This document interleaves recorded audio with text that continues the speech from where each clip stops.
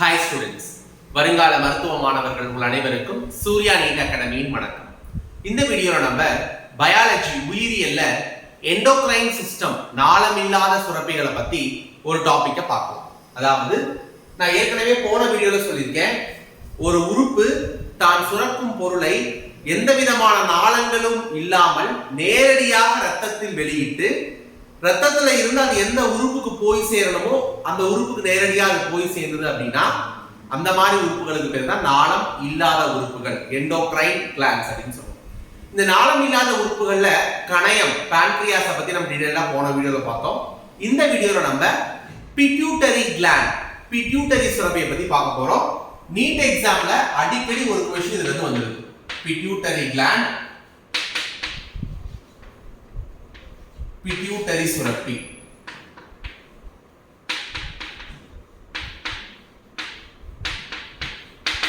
So first of all இது எங்க இருக்கு அப்படின்னா அமைவிடம் எங்க இடத்துல இருக்கு அப்படின்னா செல்லா டர்சிகா, செல்லா டர்சிகா எனப்படும் குழிக்குள்ள எலும்பு குழி, போன் கேவிட்டி.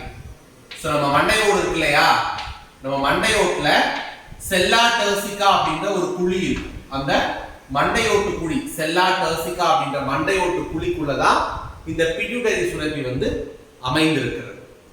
இந்த பிட்யூட்டரி சுரப்பியில ரெண்டு பகுதிகள் இருக்கும். ஒன்னு முன்பக்க பிட்யூட்டரி சுரப்பி, முன்பக்க பிட்யூட்டரி சுரப்பி. இன்னொன்னு பின்பக்க பிட்யூட்டரி சுரப்பி. முன்பக்க பிட்யூட்டரி சுரப்பிக்கு இன்னொரு பேர் என்னன்னா அடினோ ஹைபோஃபைசிஸ், அடினோ ஹைபோஃபைசிஸ். அதே பின்பக்க பிட்யூட்டரி சுரப்பிக்கு பேர் என்னன்னா neuro ஹைபோஃபைசிஸ், neuro ஹைபோஃபைசிஸ்.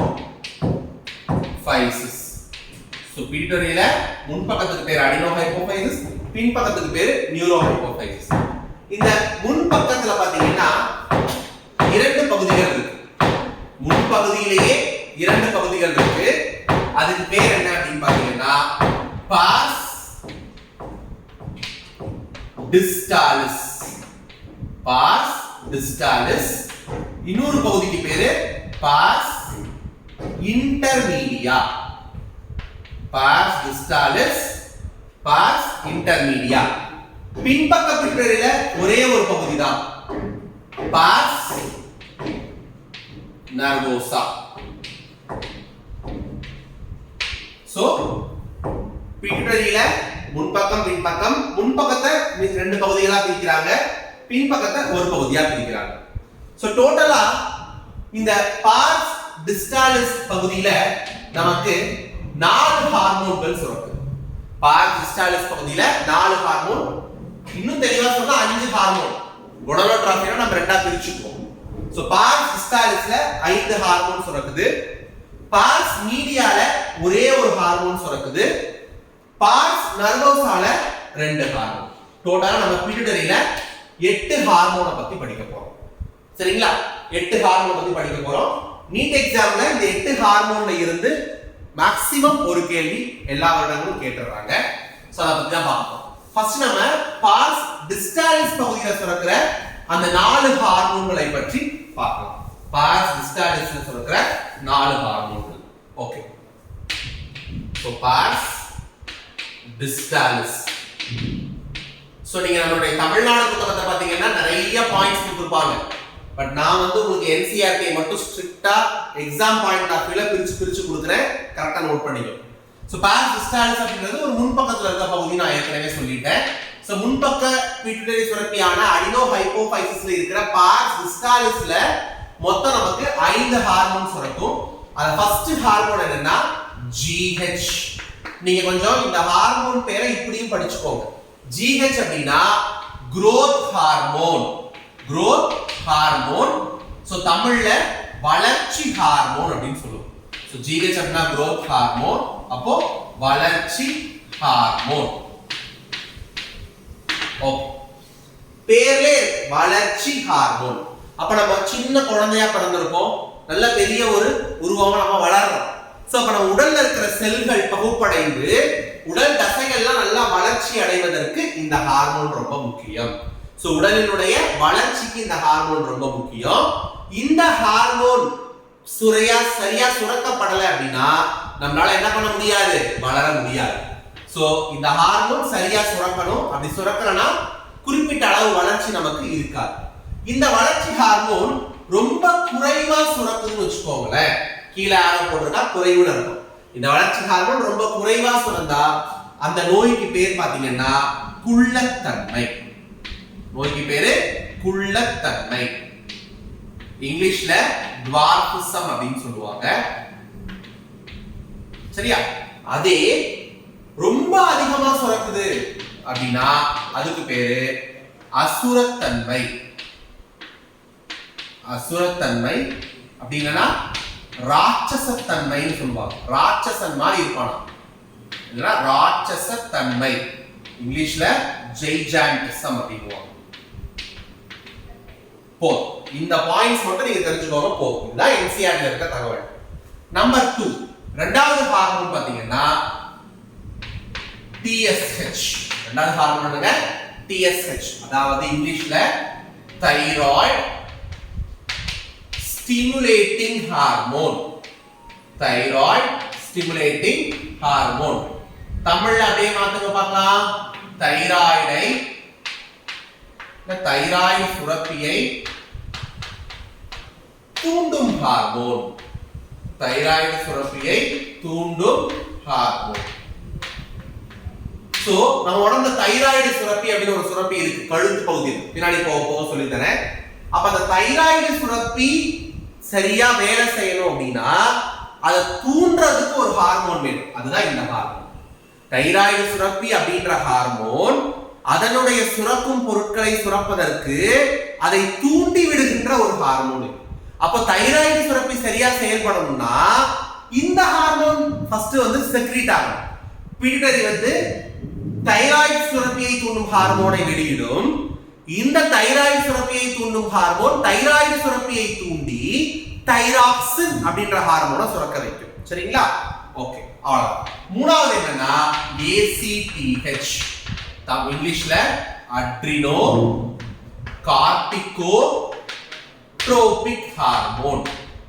Adreno corticotropic hormone. தமிழ்ல அப்படியேதான் அட்ரினோ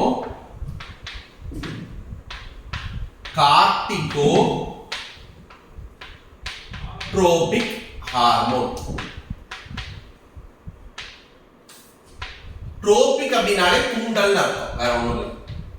சரிங்களா? Adreno corticotropic hormone. இந்த ஹார்மோன் என்ன பண்ணும்னா அட்ரினல் சுரப்பியினுடைய கார்டெக்ஸ் பகுதியை தூண்டும். சொல்லுங்க பார்க்கலாம். அட்ரினல் சுரப்பி சிறுநீரகத்துக்கு மேல ஒரு சுரப்பி இருக்கு, பாத்துக்கீங்களா? சிறுநீரகத்துக்கு மேல இருக்க சுரப்பிக்கு பேர் தான் அட்ரினல் சுரப்பி. சரிங்களா? இத பத்தி நம்ம டீடைலா நம்ம இன்னொரு வீடியோல பார்ப்போம். இப்ப தெரிஞ்சுக்க வேண்டியது சிறுநீரகத்துக்கு மேல உள்ள ஒரு சுரப்பி அட்ரினல் சுரப்பி. இந்த அட்ரினல் சுரப்பி பத்தி இப்படிதான் இருக்கு. இந்த அட்ரினல் சுரப்பில இந்த வெளியில இருக்கிற பகுதிக்கு பேர் தான் கார்டெக்ஸ். வெளியில இருக்க பகுதிக்கு பேர் என்னது? கார்டெக்ஸ். அப்படி இல்லைன்னா புரணி அப்படின்னு சொல்லுவாங்க. உள்ள இருக்க இந்த பகுதிக்கு பேரு மெடுல்லா. சரிங்களா? சோ அப்போ இந்த ACTH ஹார்மோன் என்ன பண்ணும்னா அட்ரினல் சுரப்பியினுடைய இந்த கார்டெக்ஸ் பகுதியை தூண்டி இந்த அட்ரினலின் கார்டெக்ஸ் பகுதி அதனுடைய ஹார்மோன்களை சரியாக சுரக்க செய்வதற்கு உதவி செய்யும். அவ்வளவுதான். சரிங்களா? நாலாவது ஒரு ஹார்மோன் நம்ம என்ன பார்க்க போறோம்னா ரொம்ப முக்கியமான ஹார்மோன் புரோலாக்டின். நாலாவது ஹார்மோன் என்னங்க? புரோலாக்டின். ரொம்ப முக்கியம். புரோலாக்டின் ஷார்ட்டா PL அப்படின்னு சொல்லுவாங்க. புரோலாக்டின். லாக்டின் அப்படினாலே பால் அப்படின்னு அர்த்தம். ஏன்னா லாக்டிக் அமிலம், பால்ல இருக்கிற ஒரு அமிலத்துக்கு பேர் என்னது? லாக்டிக் அமிலம். அப்ப லாக்ட் அப்படின்ற பேரை நீங்க எங்க பாத்தீங்கன்னாலும் உடனே ஒரு பால் சார்ந்த ஒரு விஷயம் அப்படின்றது ஞாபகம் வரும். அப்ப இந்த ஹார்மோன் என்ன பண்ணும் அப்படின்னா பால் சுரப்பியை வளர்ச்சியடைய செய்து பாலை உற்பத்தி செய்யும். சோ பெண்கள் குழந்தை பெற்ற பிறகு ஒரு 6 மாதங்களுக்கு பால் சுரக்கும், பால் சுரப்பியில. சோ அப்ப அந்த பால் சுரப்பியை வளர்ச்சியடைய செய்து பால் உற்பத்தியை என்ன பண்ணுது, இந்த ஹார்மோன் தூண்டுது. இந்த ஹார்மோன் பெண்களுடைய உடம்புல சரியா சுரக்கல அப்படின்னா பெண்களுக்கு பால் உற்பத்தி அப்படின்றது ரொம்ப ரொம்ப ரொம்ப கம்மியா தான் இருக்கும். சரிங்களா? 5வது என்ன ஹார்மோன் பார்க்க போறோம்னா FHS. என்ன பார்க்க போறோம்? FHS, follicle stimulating hormone. follicle stimulating hormone, தமிழ்ல ஃபாலிகுலை தூண்டும் ஹார்மோன். ஃபாலிகுலை தூண்டும் ஹார்மோன், தூண்டும் ஹார்மோன். இது என்ன சார் பண்ணும் அப்படின்னா 2 வேலை பண்ணும். ஆண்கள்ல விந்து உருவாக்கத்தை ஊக்குவிக்கும். ஆண்கள்ல விந்து உருவாக்கத்தை ஊக்குவிக்கும். சோ ஆண்கள்ல விந்து உற்பத்தி இருக்கு இல்லையா, ஸ்பெர்ம் ப்ரொடக்ஷன், அதை ஊக்குவிக்கும். அதே பெண்கள்ல ஆண்கள்ல விந்து மாதிரி பெண்கள்ல யாரு, அண்டம், முட்டை. அப்போ பெண்கள்ல அண்ட உற்பத்தியை என்ன பண்ணும், ஊக்குவிக்கும். அண்டம், எக் இருக்கு இல்லையா, முட்டை, இந்த அண்ட உற்பத்தியை ஊக்குவிக்கும். மேலும் கார்பஸ் லூட்டிய உருவாக்கத்தில் துணை புரியும். கார்பஸ் லூட்டியம் அப்படின்றது பாத்தீங்கன்னா பெண்கள்ல மாதவிடாயில உருவாகக்கூடிய ஒரு பகுதி. அதை பத்தி மாதவிடாய் சமீட்சை நடத்துறப்ப சொல்றேன். சோ அண்ட உற்பத்தி, கார்பஸ் லூட்டிய உருவாக்கத்திலையும் இந்த ஹார்மோன் பயன்படுது. 6வது ஒரு ஹார்மோன் பார்க்க போறோம். 5வது ஹார்மோன் மாதிரியே இன்னொரு ஹார்மோன் இருக்கு, அது 6வதா பார்க்கலாம். சோ 6வது பாத்தீங்கன்னா லூட்டினைசிங் ஹார்மோன். 6வது ஹார்மோனுக்கு என்ன பேரு, LH ன்னு சொல்லுவோம் ஷார்ட்டா, லூட்டினைசிங் ஹார்மோன். தமிழ்லையும் இதனுடைய பேர் luteinizing hormone. Luteinizing hormone. So இது என்ன பண்ணுனா ஆண்களை பொறுத்தளவுக்கும் விந்தகத்தை தூண்டி, ஆண்கள் விந்தகம் இருக்கு இல்லையா, விந்தகம், விந்து உருவாகிற அந்த இடத்தை விந்தகம்னு சொல்லுவோம். விந்தகத்தை தூண்டி ஆண்ட்ரோஜன் ஹார்மோனை சுரக்கச் செய்யும். விந்தகத்தை தூண்டி ஆண்ட்ரோஜன் ஹார்மோனை சுரக்கச் செய்யும். லூட்டினைசிங் ஹார்மோன் அப்படின்ற ஒரு ஹார்மோனை பிட்யூட்டரி சுரப்பி வெளியிடும். அது ரத்தத்தின் வழியே ஆண்களுடைய விந்தகத்துக்கு போகும்.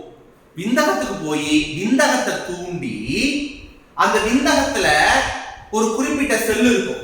அந்த விந்தகத்துல லீடிக் செல்கள் அப்படின்னு ஒரு குறிப்பிட்ட செல் இருக்கும். என்ன செல்லுங்க, விந்தகத்துல லீடிக் செல்கள் அப்படின்னு ஒரு செல் இருக்கும். இந்த லீடிக் செல்களை தூண்டி ஆண்ட்ரோஜன் அப்படின்ற ஒரு ஹார்மோனை சுரக்கிறதுக்கு உதவி செய்யணும். இந்த ஹார்மோனை யார் சுரக்கிறான்னு தெளிவா பிடிக்கணும். இந்த ஹார்மோன் போய் லீடிக் செல்கள் மேல செயல்பட்டு ஆண்ட்ரோஜன் அப்படின்ற ஹார்மோனை லீடிக் செல் சுரக்கிறதுக்கு உதவி செய்யும். இந்த ஆண்ட்ரோஜன் அப்படின்ற ஹார்மோன்ல நிறைய வகைகள் இருக்கு. அது மிக முக்கியமான ஒண்ணுதான் டெஸ்டோஸ்டிரோன். டெஸ்டோஸ்டிரோன். சோ இந்த ஆண்ட்ரோஜன் அப்படின்ற அந்த ஹார்மோனுக்கு கீழ வர ஒரு முக்கியமான ஹார்மோன் தான் டெஸ்டோஸ்டிரோன். இந்த டெஸ்டோஸ்டிரோன் எல்லாம் அதிகமா லீடிக் செல்கள் சுரக்கணும் அப்படின்னா இந்த லூட்டினைசிங் ஹார்மோன் ரொம்ப முக்கியம். என்ன சார் இந்த ஹார்மோனுடைய பயன் அப்படின்னு பாத்தீங்கன்னா, ஆண்ட்ரோஜன், டெஸ்டோஸ்டிரோன்லாம் ஆண்கள்ல ஆண் பாலின பண்புகள் அதிகப்படுத்தும். நல்ல கட்ட குரல், நல்ல விரிந்த மார்பகங்கள், நல்ல ஒரு ஸ்ட்ராங்கான பாடி, மசில் கான்ட்ராக்ஷன், அதே மாதிரி பாத்தீங்கன்னா தாடி மீசை வளர்ச்சி, இந்த மாதிரி ஆண்களுடைய குணாதிசயங்களுக்கு உண்டான கேரக்டர்ஸ் எல்லாம் அதிகமா கொடுக்கிறது இந்த ஆண்ட்ரோஜன் டெஸ்டோஸ்டிரோன் தான். சரிங்களா? இந்த லூட்டினைசிங் ஹார்மோன் பெண்கள்ல என்ன பண்ணும் அப்படின்னா மெயினா கார்பஸ் லூட்டியத்தை உருவாக்குவதில் இதை விட அது ரொம்ப டீப்பா ஈடுபடும். கார்பஸ் லூட்டிய உருவாக்கம் இது ரொம்ப குறைந்த அளவு பங்குதான் இருக்கும் கார்பஸ் லூட்டியத்தை உருவாக்குறதுல. இதுக்கு தான் அதிக அளவு பண்பு இருக்கு கார்பஸ் லூட்டிய உருவாக்கம். அதனால இந்த லூட்டினைசிங் ஹார்மோன் உருவாக்குறதுனால இதுக்கு பேரு கார்பஸ் லூட்டியம்னு வந்துச்சு. Luteum luteinizing. சரிங்களா? சோ கார்பஸ் லூட்டியத்தினுடைய உருவாக்கத்துல மிக முக்கிய பங்கு வகிக்கிறது லூட்டினைசிங் தான். இதை விட அதுக்கு தான் ரோல் வந்து ரொம்ப அதிகம். சோ பார்ஸ் டிஸ்டாலிஸ் அதாவது முன்பக்க பிட்யூட்டரியான அடினோஹைபோஃபைசிஸ் சுரக்கிற ஒரு 6 ஹார்மோன்களை பத்தி ரொம்ப டீடைலா பார்த்துட்டோம். அடுத்து பாத்தீங்கன்னா நம்ம முன்பக்க பிட்யூட்டரியினுடைய இன்னொரு பகுதி இருக்கு இல்லையா, பார்ஸ் இன்டர்மீடியா. இந்த பார்ஸ் இன்டர்மீடியாவுடைய சுரக்கும் ஹார்மோன்களை பத்தி ரொம்ப தெளிவா பார்ப்போம். பார்ஸ் இன்டர்மீடியா முன்பக்க பிட்யூட்டரியான அடினோஹைபோஃபைசிஸின் இன்னொரு பகுதி இன்டர்மீடியா. சோ இவன் ஒரே ஒரு ஹார்மோனை மட்டும்தான் இந்த இன்டர்மீடியா பகுதியில் இருக்க செல்கள் சுரக்கும். அந்த ஒரு ஹார்மோனுக்கு பேர் வந்து மெலானின். ஒரு ஹார்மோனுடைய பேர் என்ன? மெலானின். இல்லனா மெலனோசைட் ஸ்டிமுலேட்டிங் ஹார்மோன். மெலானின் அப்படின்றத விட மிக சரியான வார்த்தை வந்து மெலனோசைட் ஸ்டிமுலேட்டிங் ஹார்மோன் தான். மெலனோசைட் தூண்டும் ஹார்மோன். இந்த ஹார்மோன் என்ன பண்ணும் அப்படின்னா, பேர்ல மெலனோசைட் தூண்டும் ஹார்மோன்.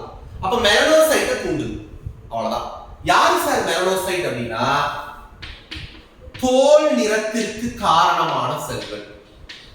தோல் நிறத்திற்கு காரணமான செல்கள்.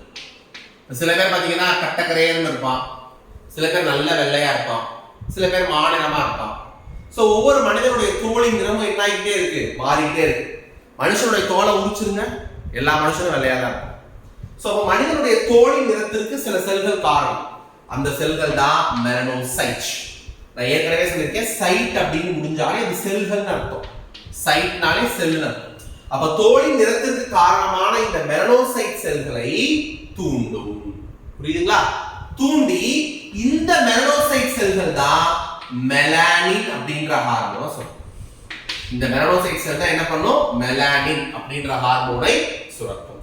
சோ பார்ஸ் இன்டர்மீடியால ஒரே ஒரு ஹார்மோன் தான் சுரக்குது, மெலனோசைட்டை தூண்டும் ஹார்மோன். மெலனோசைட்னா என்ன? நம் உடலின் தோலின் நிறத்திற்கு காரணமான ஒரு ஹார்மோன். இந்த மெலனோசைட்டை தூண்டும் ஹார்மோன் மெலனோசைட் செல்கள் நம்ம தோல்ல இருக்கும், அந்த மெலனோசைட் செல்கள் மீது செயல்பட்டு மெலானின் அப்படின்ற ஹார்மோனை இது சுரக்கிறதுக்கு உதவி செய்யும். புரியுதுங்களா? அடுத்து நம்ம பார்க்க போறது நியூரோஹைபோஃபைசிஸ், அதாவது பின்பக்க பிட்யூட்டரி. நியூரோஹைபோஃபைசிஸ், பின்பக்க பிட்யூட்டரி. இந்த நியூரோஹைபோஃபைசிஸ் பத்தி நம்ம ஒரு வார்த்தை தெரிஞ்சுக்கணும் ஃபர்ஸ்ட். இந்த நியூரோஹைபோஃபைசிஸ் பிட்யூட்டரியினுடைய பின்பக்கம், இதுல ஒரே ஒரு பகுதி தான் இருக்கும். அதை வந்து நான் வந்து பாஸ் நர்வோசா அப்படின்னு சொல்லியிருக்கோம்.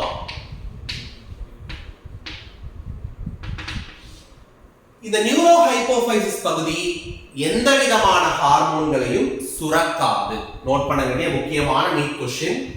எந்த ஹார்மோனையும் சுரக்காது.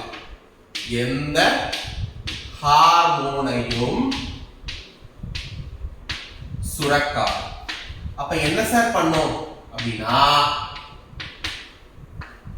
ஹைபோதலாமஸ். மூளையிலே 3 பகுதி இருக்கும், அந்த பகுதிக்கு பேர் ஹைபோதலாமஸ். ஹைபோதலாமஸ் சுரக்கும் ஹார்மோன்களை சேமித்து வெளியிடும், அவ்வளவுதான். ஹைபோதலாமஸ் சுரக்கிற ஹார்மோன்களை சேமித்து தேவைப்படும் நேரத்தில் மூளையிலிருந்து அந்த ஹார்மோனை வெளியே அனுப்பு என்ற தகவல் வரும் நேரத்தில் அந்த ஹார்மோன்களை வெளியிடுறது தான் இதனுடைய வேலையை தவிர தன்னுடைய சுயமாக நம்ம முன்பக்கத்துல பார்த்தோம் இல்லையா, ஒரு ஹார்மோன்ஸ் 7 ஹார்மோன்ஸ், அந்த முன்பக்கத்துல இருக்க 7 ஹார்மோன்ஸ் மாதிரி சுயமாக தன்னுடைய செல்களை கொண்டு இது எந்த ஹார்மோனையும் சுரக்காது. இது சுரக்கிறது எல்லாமே ஹைபோதலாமஸ்ல இருந்து வாங்கி சேமிச்சு வச்சுக்கிட்ட ஹார்மோனை வெளியே விடும், அவ்வளவுதான். அப்போ நியூரோஹைபோஃபைசிஸ் என்னன்னு சொல்லுவாங்கன்னா, உண்மையற்ற நாளமில்லா சுரப்பின்னுவாங்க. உண்மையற்ற நாளமில்லா சுரப்பி. ஏன்னா உண்மையா தன்னுடைய செல்களை வச்சு சுரக்காம ஹைபோதலாமஸ் அப்படின்ற இன்னொரு சுரப்பி சுரக்கக்கூடிய சுரக்கும் பொருளை வாங்கி சேமித்து வெளியிடுவதால் இது உண்மையற்ற நாளமில்லா சுரப்பின்னு சொல்லுவாங்க. சரிங்களா? ஓகே. அப்ப ஹைபோதலாமஸ் என்ன ஹார்மோனை செக்ரீட் பண்ணும் அப்படின்னா ரெண்டு ஹார்மோனை. ஹைபோதலாமஸ் நிறைய ஹார்மோனை சுரக்கும். ஆனா ஹைபோதலாமஸ் சுரக்கக்கூடிய ரெண்டு ஹார்மோன்களை நியூரோ ஹைபோஃபைசிஸ் வாங்கி சேமித்து வைத்து தேவைப்படும் போது வெளியிடும். என்ன சார் அந்த ஹார்மோன் அப்படின்னா ஆக்சிடோசின். First hormone oxytocin. சரிங்களா? சோ இது வந்து ஃபர்ஸ்ட் பாயிண்ட். பால் வெளியீட்டை தூண்டும். பால் வெளியீட்டை தூண்டும். சோ ஏற்கனவே ஒரு ஹார்மோன் பார்த்திருக்கோம் நம்ம, அடினோ ஹைபோஃபைசிஸ் புரோலாக்டின் அப்படின்னு. அந்த ஹார்மோன் பால் சுரப்பியினுடைய வளர்ச்சியை ஊக்குவித்து பால் உற்பத்தியா பண்ணும். பாலை உற்பத்தி மட்டும்தான் பண்ணும். ஆனா பாலானது பால் சுரப்பியிலிருந்து வெளியே வர்றதுக்கு இந்த ஹார்மோன் ரொம்ப முக்கியம். சோ பெண்களுடைய பால் சுரப்பியில பால் வந்து கட்டி அப்படியே நின்று போயிடும் சில நேரங்கள். அப்படி கட்டி எதுவும் நிக்காம பால் வந்து உற்பத்தியான பிறகு நல்லா வந்து ஆல்வியோலை அப்படின்ற அந்த பாதையில வந்து வெளியில வந்து வெளியில வருவதற்கு இந்த ஹார்மோன் முக்கியம். சோ பாலை உற்பத்தி மட்டும்தான் புரோலாக்டின் பண்ணுவான். அந்த உற்பத்தியான பாலை சரியான பாதையில் வெளியேற்றி அந்த குழந்தை பால் சுரப்பியை சப்பும் பொழுது அந்த பால் வெளியிடுவதற்கு இந்த ஹார்மோன் தான் ரொம்ப ரொம்ப முக்கியம், ஆக்சிடோசின். இன்னொரு ரொம்ப முக்கியமான வேலை இந்த ஆக்சிடோசின் செய்யறான். என்ன அப்படின்னா மகப்பேறு காலத்தில், குழந்தை பிறக்கும் இல்லையா, டெலிவரி டைம்ல மகப்பேறு காலத்தில் கருப்பை தசைகளை சுருங்க செய்யும்.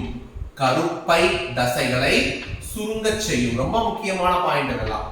நான் ரொம்ப கிறிஸ்பா ஷார்ட்டா உங்களுக்கு சொல்றேன், இதை மட்டும் நோட் பண்ணுங்க போதும். சரிங்களா? மகப்பேறு காலத்துல கருப்பை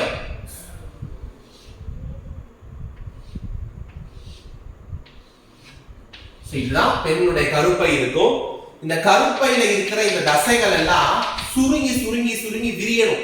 அப்பதான் குழந்தையானது வெளியில வரும். சரிங்களா? ஏன்னா ஏதாவது ஒரு சுருக்கம் வந்து ஒரு அழுத்தத்தை ஏற்படுத்தும் போது குழந்தையால உள்ள இருக்க முடியாது, கடற்கடன் வெளியில வர்றதுக்கு முயற்சி எடுப்பான். அப்போ மகப்பேறு காலத்தில் இந்த கருப்பை தசைகள் சுருங்கி குழந்தை வெளியேறுவதற்கு ரொம்ப உதவியா இருக்கிற ஹார்மோன் ஆக்சிடோசின். இந்த ஆக்சிடோசின் ஹார்மோன் சுரக்க ஆரம்பிக்கும் பொழுதுதான் பெண்களுக்கு இடுப்பு வலின்னு சொல்லுவாங்க இல்லையா, மகப்பேறு வலி, லேபர் பெயினே வர ஆரம்பிக்கும். சரிங்களா? ஓகே, இந்த ரெண்டு பாயிண்ட் மட்டும் நோட் பண்ணுங்க போதும். செகண்டா ஹைபோதலாமஸால் சுரக்கப்பட்டு நியூரோ ஹைபோஃபைசிஸில் சேகரிக்கப்படும் ஒரு ஹார்மோன் வந்து வாசோபிரசின். வாசோபிரசின். இந்த வாசோபிரசின் என்ன பண்ணும் அப்படின்னு பாத்தீங்கன்னா, சிறுநீரகம் இருக்கு இல்லையா, சிறுநீரகத்துக்குள்ள என்ன இருக்குங்க, நெஃப்ரான்கள். கரெக்டா? ஏன்னா சிறுநீரகத்துடைய செயல்பாட்டு அலகு என்னதான், நெஃப்ரான். சிறுநீரகத்துக்குள்ள மில்லியன் கணக்கில் நெஃப்ரான்கள் இருக்கும். சிறுநீரகத்துக்குள்ள நெஃப்ரான்கள் இருக்கும். அந்த நெஃப்ரான்களுடைய சேய்மை பகுதிகள்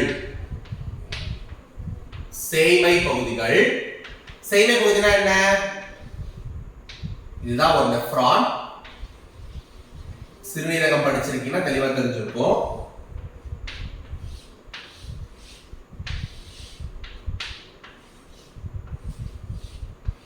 இதுதான் சிறுநீரகத்தோட அண்மை பகுதிகள். கொஞ்சம் சிறுநீரகத்துக்கு தூரமா இருக்கிறது எல்லாமே சேய்மை பகுதி, டிஸ்டல் பார்ட்ஸ் அப்படின்னு சொல்லுவாங்க. இந்த சிறுநீரகத்தோட சேய்மை பகுதிகள் நீரை உறிஞ்ச உதவி செய்யும் இந்த ஹார்மோன். ஏன் சார் நீரை உறிஞ்சணும் அப்படின்னா, இந்த சிறுநீரகத்துடைய சேய்மை பகுதிகள் நீரை உறிஞ்சல அப்படின்னா என்ன ஆகும் அப்படின்னா, நிறைய நீர் வந்து சிறுநீர் மூலமா வெளியேறும். அப்ப உடல்ல வந்து நீர் இழப்பு, நீர் பற்றாக்குறை ஏற்பட்டுவிடும். அப்ப நீர் பற்றாக்குறை ஏற்படாம இருக்கிறதுக்கு இந்த சேய்மை பகுதிகள் நீரை அதிகமாக உறிஞ்சுவதற்கு, மீள உறிஞ்சுவதற்கு, சரிங்களா, மீள உறிஞ்சுவதற்கு உதவி செய்யும். சோ அப்படி சிறுநீரகத்தினுடைய இந்த சேய்மை பகுதிகள் நீரை மீள உறிஞ்சிருச்சு அப்படின்னா நிறைய நீர் வந்து சிறுநீர் மூலமா வெளியேறது தடுக்கப்படும். அப்ப நமக்கு என்ன வராது அப்படின்னா, உடல்ல வந்து நீர் இழப்பு ஏற்படாது. சரிங்களா? அதுதான் முக்கியமான ஒரு பணி. சப்போஸ் இந்த ஹார்மோன் குறைபாடா இருந்துச்சு, இந்த வாசோபிரசின் சரியா செயல்படல அப்படின்னா கண்டிப்பா அதிக அளவு சிறுநீர் என்னாகும், அதிக அளவு நீர் என்னாகும், தண்ணி சிறுநீர் வழியா வெளியில போக ஆரம்பிச்சிடும். அந்த நோய்க்கு பேரு diabetes insipidus. diabetes insipidus அதிக அளவு சிறுநீர் வழியே நீர் வெளியேறுகிற ஒரு நோய் diabetes insipidus. diabetes mellitus அப்படினா இன்சுலின் குறைபாட்டினால வர ஒரு நோய் நம்ம போன கிளாஸ்ல பார்த்தோம். இப்ப பார்க்கிறது diabetes insipidus. இது வந்து vasopressin ஹார்மோனுடைய சுரப்பு குறையும் பொழுது அதிக அளவு நீரானது நீர் உறிஞ்சப்படாது. அப்ப அதிக அளவு நீர் வந்து சிறுநீர் மூலமா வெளியேற ஆரம்பிச்சிரும். அப்ப வர நோய். சரிங்களா? அப்ப சிறுநீர் அதிகமா வெளியே போறத இது தடுக்குது. ஆமாவா? அதிக அளவு அதிக அளவு நீர் வந்து வெளியே போறத தடுக்குது. அதனால இந்த ஹார்மோனுக்கு ஒரு பேர் என்ன? சிறுநீர் பெருக்கெதிர் ஹார்மோன். சிறுநீர் பெருக்கெதிர் ஹார்மோன் ரொம்ப முக்கியமான நீட் கேள்வி. சிறுநீர் பெருக்கெதிர் ஹார்மோன் இங்கிலீஷ்ல anti diuretic hormone. Anti diuretic hormone ஷார்ட்டா ADH அப்படின்னு சொல்லுவாங்க. சரிங்களா? சிறுநீர் பெருக்கெடுத்து ஓடுறத தடுக்கலாம். அதான் சிறுநீர் பெருக்கெதிர் ஹார்மோன். அதிக அளவு நீரானது சிறுநீர் மூலம் வெளியேறாம பாதுகாக்கிற ஒரு ஹார்மோன். சரிங்களா? சோ இந்த வீடியோல நம்ம ரொம்ப டீடைலா பிட்யூட்டரி சுரப்பியை பத்தி பார்த்துட்டோம். அது எங்க இருக்கு, அதுல எத்தனை பகுதிகள் இருக்கு, டோட்டலா பிட்யூட்டரி சுரப்பில 9 ஹார்மோன்கள் சுரக்கப்படும். வளர்ச்சி ஹார்மோன், தைராய்டு சுரப்பியை தூண்டும் hormone, adrenocorticotropic hormone, prolactin, ஃபாலிக்கலை தூண்டும் ஹார்மோன், லியூட்டினைசிங் ஹார்மோன், மெலனோசைட்டை தூண்டும் ஹார்மோன், ஆக்சிடோசின், வாசோபிரசின். 9 ஹார்மோன் ரொம்ப முக்கியம். NCERT-னுடைய தெளிவான டிஸ்கிரிப்ஷன் நான் அப்படியே கொடுத்திருக்கேன். இன்னும் இதுல நிறைய பாயிண்ட்ஸ் இருக்கு. பட் அதெல்லாம் நீட் தேர்வுல கேட்கறது இல்லை. NCERT-ல இருக்கிற பாயிண்ட்ஸ் மட்டும் தான் நீட் தேர்வுல கேட்கறாங்க. இந்த பாயிண்ட்ஸ் மட்டும் நீங்க தெளிவா படிச்சுக்கிட்டீங்கன்னா பிட்யூட்டரி சுரப்பி தெளிவு. சரிங்களா? இந்த வீடியோ உங்களுக்கு பிடிச்சிருந்தா லைக் பண்ணுங்க, ஷேர் பண்ணுங்க. இது உங்க ஃப்ரெண்ட்ஸுக்கு நீங்க ஷேர் பண்ணுங்க. எல்லாரும் சேர்ந்து படிங்க. கண்டிப்பா எல்லாரும் ஒரு நாள் டாக்டர் ஆயிடுவீங்க. நம்ம Surya NEET academy Salem new bus stand ஆப்போசிட்ல 12 ஆண்டுகளா இயங்கிட்டு இருக்கு. நீட் தேர்வுக்கு தமிழ் மற்றும் ஆங்கில வழியில தனித்தனியா ரிப்பீட்டர்ஸ் பயிற்சி வகுப்புகள் நடைபெற்றுக் கொண்டிருக்கிறது. இதை பயன்படுத்திக் கொள்ளுங்கள். நன்றி.